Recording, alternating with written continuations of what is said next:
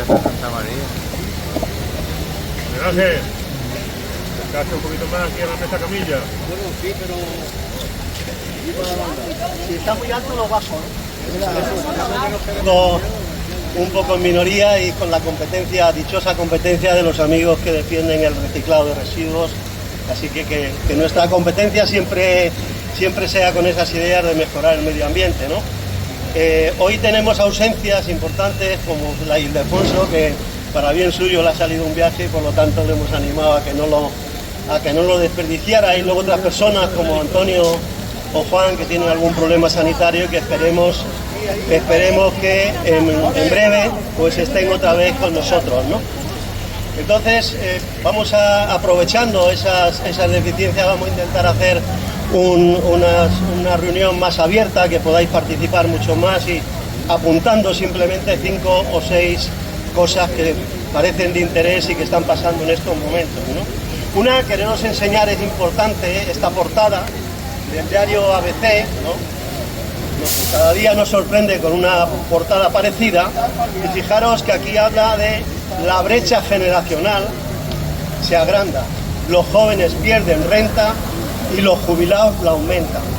Esto es una clara ofensiva que está habiendo para querernos enfrentar a los jubilados con la población trabajadora y con los jóvenes. Es un titular absolutamente manipulable y además es que es mentira, porque luego en el interior vemos un poco que los datos que da pues no se corresponden con esa lectura, ¿eh?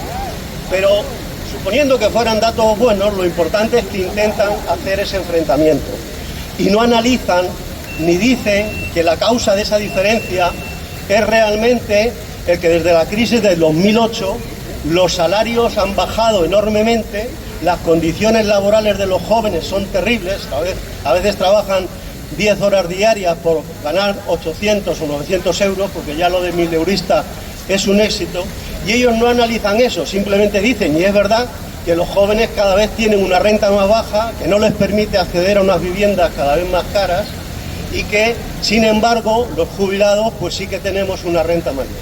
Cuando en realidad la renta de los jubilados no es un regalo, sino que es el resultado de las cosas que hemos estado cotizando durante nuestra vida laboral, ¿eh? En función de esas cotizaciones recibimos.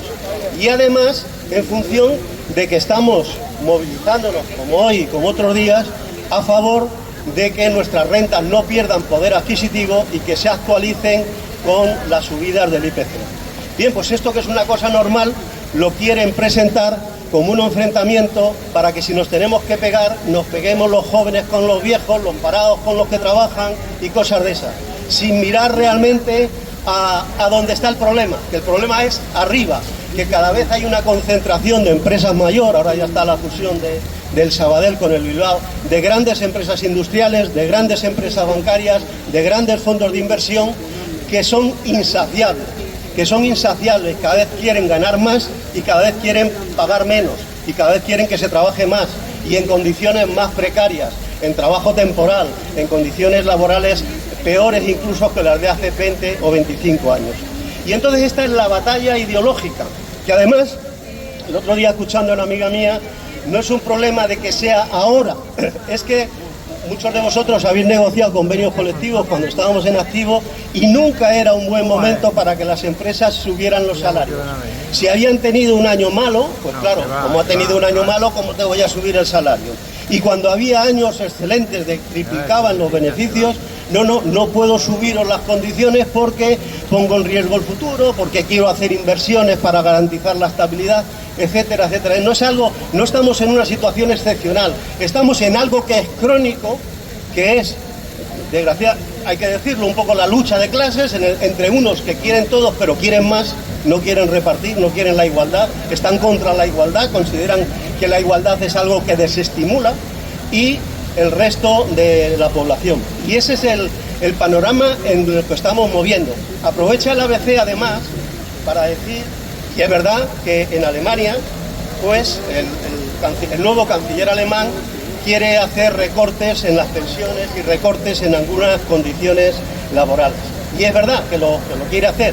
Primero porque es una ola que no es de España, no estamos hablando aquí tal, sino que es una obra que recorre Europa y que recorre además Estados Unidos con el Trump, y que está en Argentina y que está en muchos países del mundo el tema de los recortes y decir es que las clases trabajadoras consumen demasiados recursos. Bien, analizando un poco el caso alemán, hay que decir que el caso alemán no es el caso español en este momento.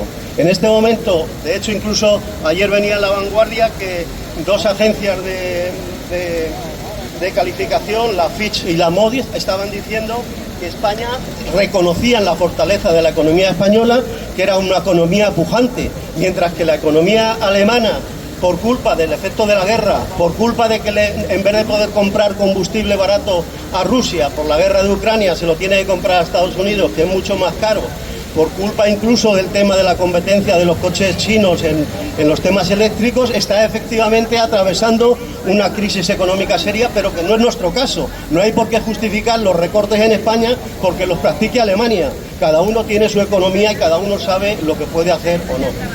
Entonces es simplemente, y yo ya voy a acabar para dejar a mi compañero que intervenga y sobre todo para todos vosotros, es simplemente decir la importancia de que tengamos claro estas cosas, que aunque veamos los titulares del ABC o las cabeceras de Telecinco o de Antena 3 diciendo que las pensiones parece casi nos quieren hacer culpables, no es así, es un derecho.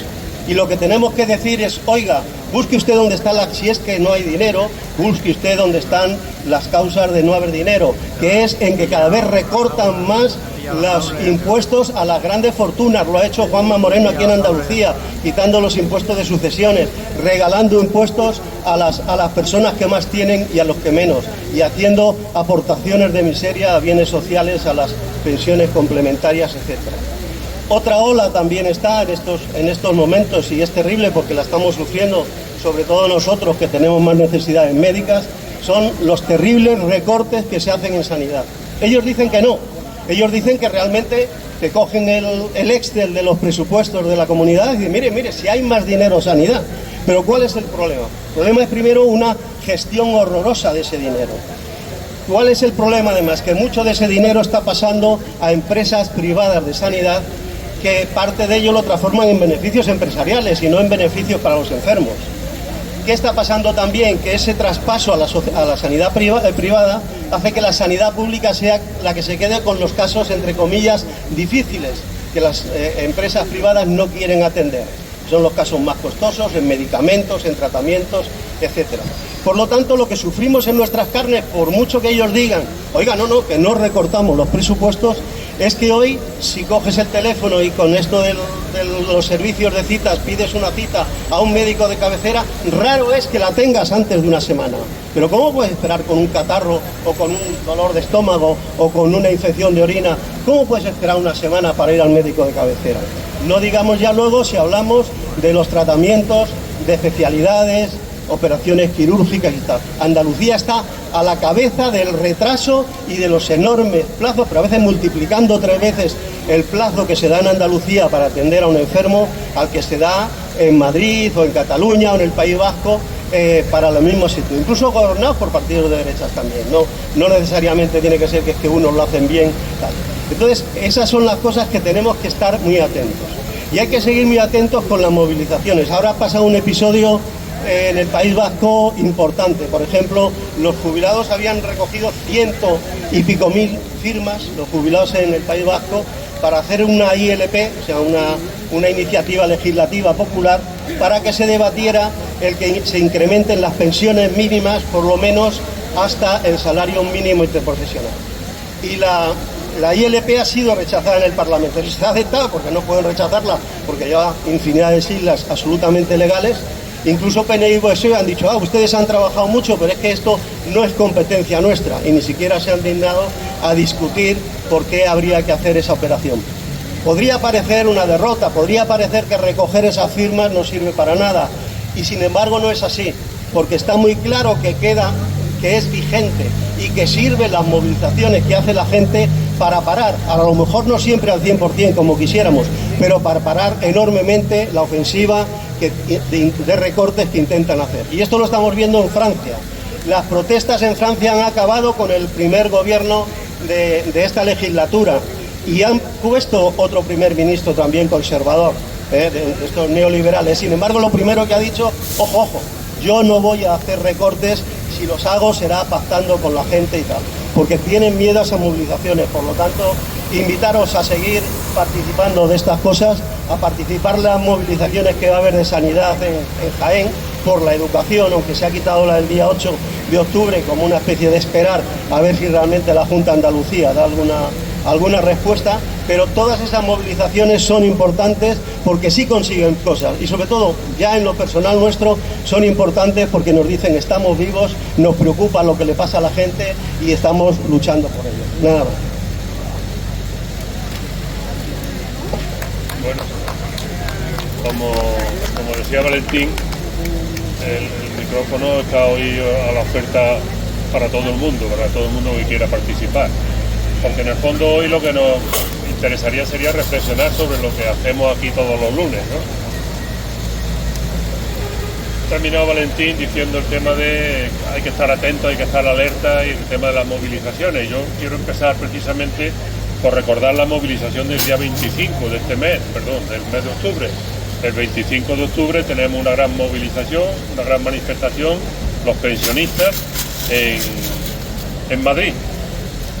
Desde aquí se está preparando para ver si somos capaces de llenar como mínimo un autocar para ir allí a defender. El papel está ahí por si alguien quiere apuntarse. Si alguien quiere apuntarse, ya nos dice José que está ahí para poder apuntarse. Ya digo, el día 25 de octubre, que es sábado, una gran manifestación. Ha hecho referencia al terminar, Valentín, a las manifestaciones que hemos visto en televisión en Francia durante mucho tiempo, cargándose a un primer ministro tras otro, ¿no? Y recordáis que el anterior, el Bayrou, lo que dijo era que tenía que ser recorte de 40.000 millones de euros, incluyendo recortes en las pensiones. Como ha visto la barba del vecino afeitada, pues ha dicho, bueno, vamos a ver si somos capaces de hacer otra cosa.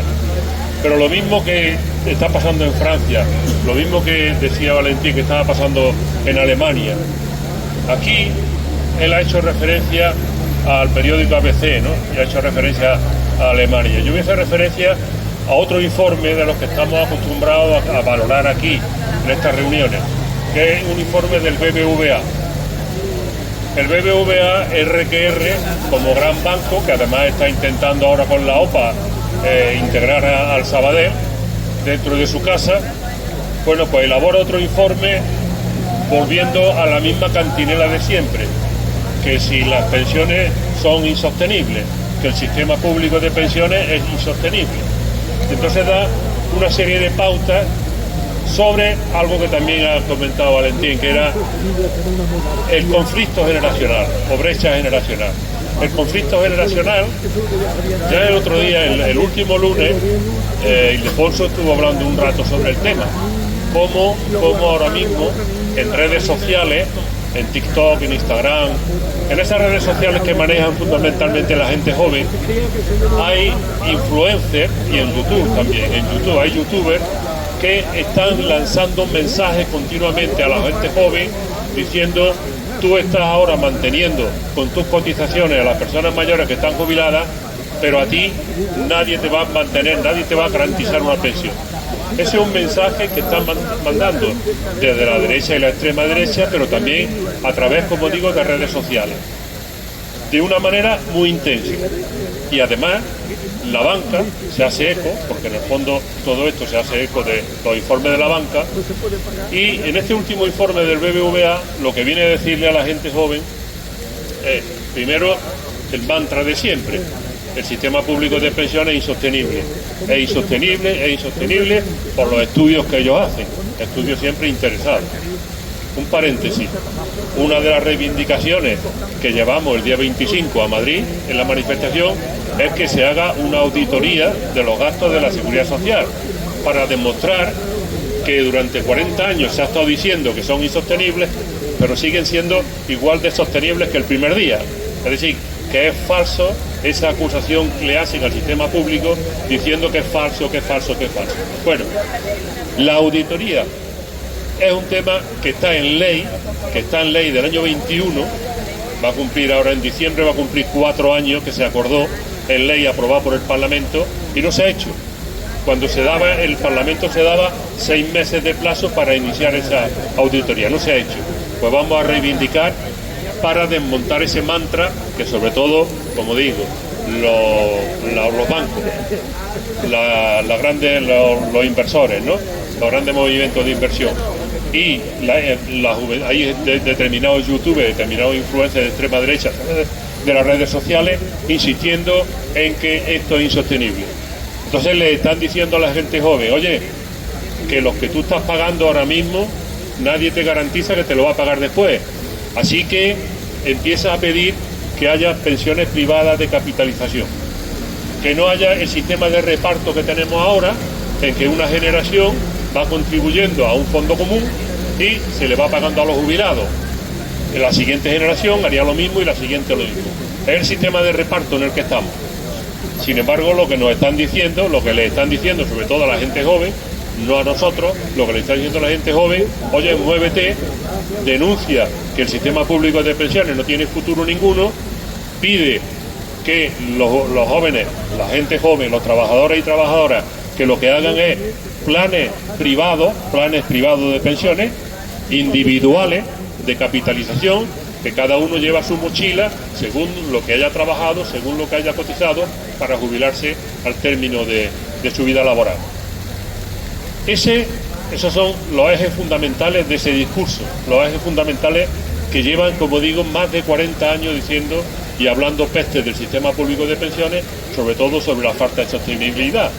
Cuando además todos recordamos cuando Rajoy, en una bolsa común que tenía la Seguridad Social de más de 63.000 euros, la vació prácticamente para invertirla en otros menesteres de los ministerios, ¿no?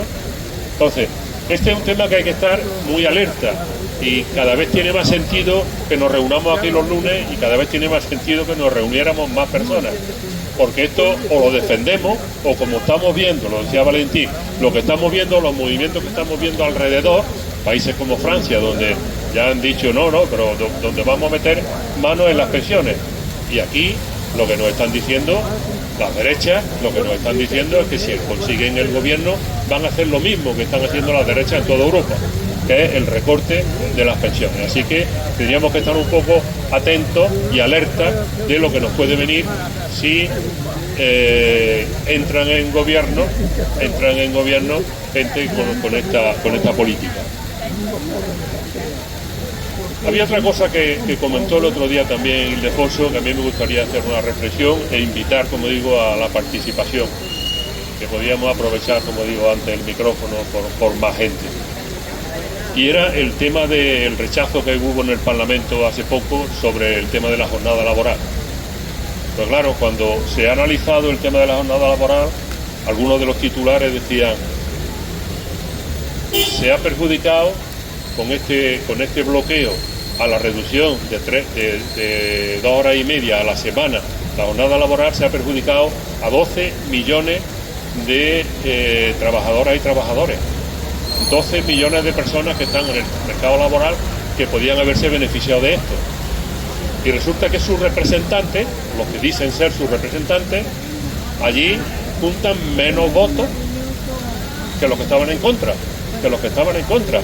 Entonces uno se pregunta, si los representantes de los trabajadores, de 12 millones de trabajadores, pierden una votación, ¿es que en España hay más de 12 millones de empresarios?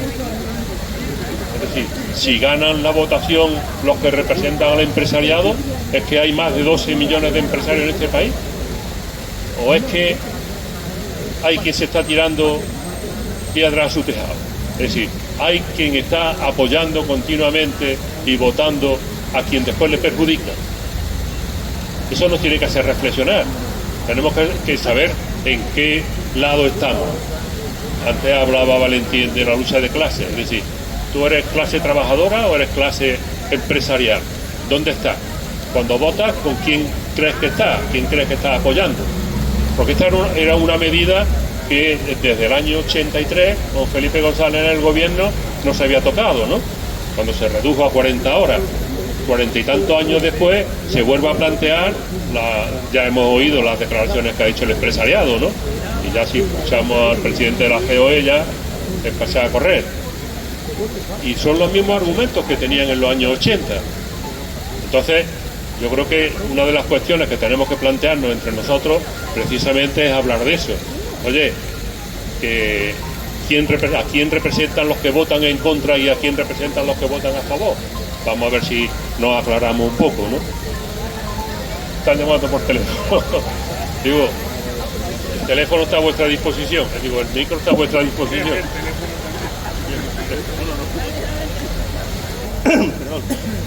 Solo recordar, mientras que algunos animáis a intervenir, el día 4 de octubre, además saliendo de aquí, desde la Plaza de Santa Margarita, va a haber una marcha hasta el Ayuntamiento para exigir una vez más el fin del genocidio en Gaza.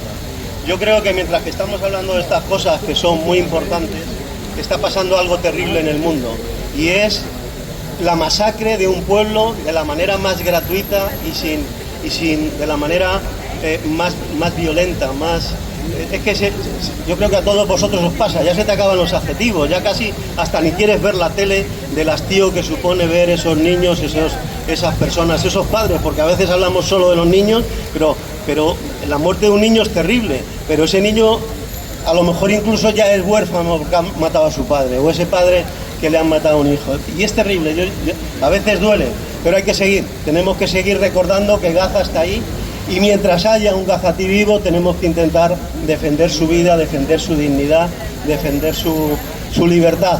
Por lo tanto, os invito a que el día 4, pues desde aquí yo creo que saldrá una manifestación para el Ayuntamiento para decir nosotros nos sigue doliendo Gaza y seguimos luchando por Gaza. Y Ucrania, dice el compañero que Ucrania también. Desde luego, sí, vamos, si quieres te dejo hablar, si quieres te dejo expresar sin problema, sí, pero yo te explico, si como me lo has hecho quizá como una pregunta personal, te la contesto. Nosotros estamos absolutamente en contra de la guerra. La guerra siempre la pierden los pueblos. El pueblo ucraniano está perdiendo la guerra, el pueblo ruso está perdiendo la guerra con más de 300.000 muertos y se están forrando las empresas de armamento.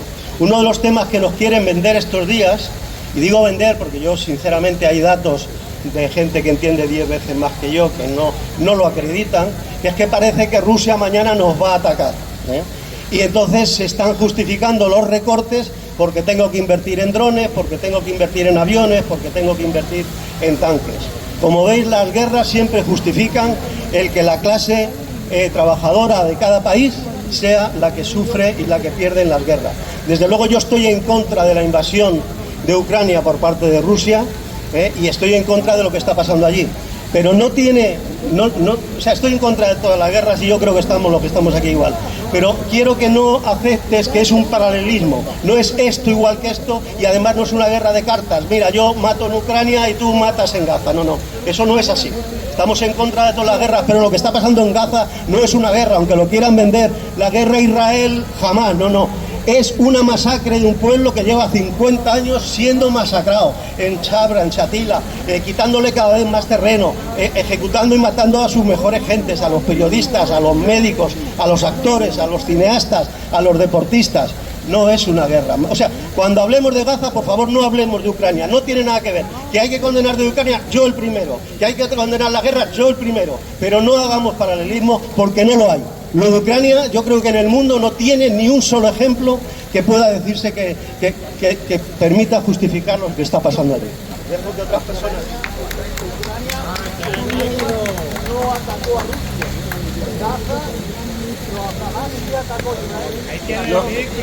no, perdona. Sí, vamos a ver. Estamos en contra de la guerra y estamos en contra del terrorismo. Lo de Israel y Gaza no ha empezado el 7 de octubre.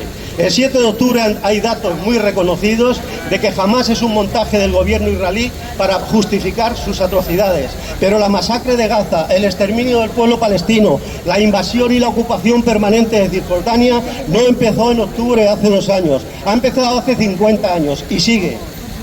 1947, Nakba, 1947 el ejército de Israel, que estaba formado por 3 grupos terroristas, expulsaron a 750.000 palestinos y junto con Inglaterra crearon el Estado de Israel, porque no existía el Estado de Israel, lo que existía era Palestina, donde vivían de manera con convivencia. Sí, claro que no, existía todo, era Palestina, Israel no existía. Y allí vivían tanto los judíos como los palestinos, disculpa. Pero cuando crearon el Estado de Israel, con la connivencia de las Naciones Unidas e Inglaterra, fue cuando expulsaron a 750.000 palestinos. Y desde entonces han expulsado a 4 millones.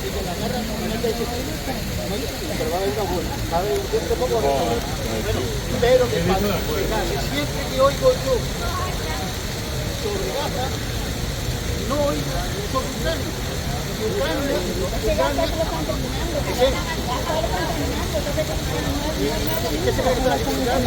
Bueno, sí. Bueno, ¿algún compañero más quiere intervenir o lo dejamos por hoy? Sí, venga, Pedro. Sí, compañeros, compañeras.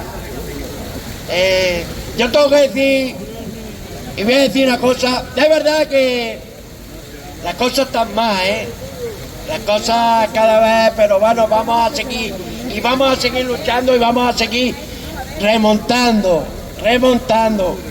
pero de aquí le voy a mandar al señor Moreno Bonilla ese, le voy a mandar una de esas, pero Moreno Bonilla, pero cómo te pones a decir que va a dar de esto y va a dar cosas para que la gente, pero si luego no eres capaz para la subida de las pensiones, eres capaz más que subir 58 céntimos, compañeros y compañeras. Eso sí es lo que ha subido a las pensiones no contributivas. ¿Sabes? Por eso digo que sí, que si hay que pegarle un palo se le da. Sí, se le dice que le debía de darle vergüenza, compañeros y compañeras, porque gobierne quien gobierne. Gobierne quien gobierne. Ahí está.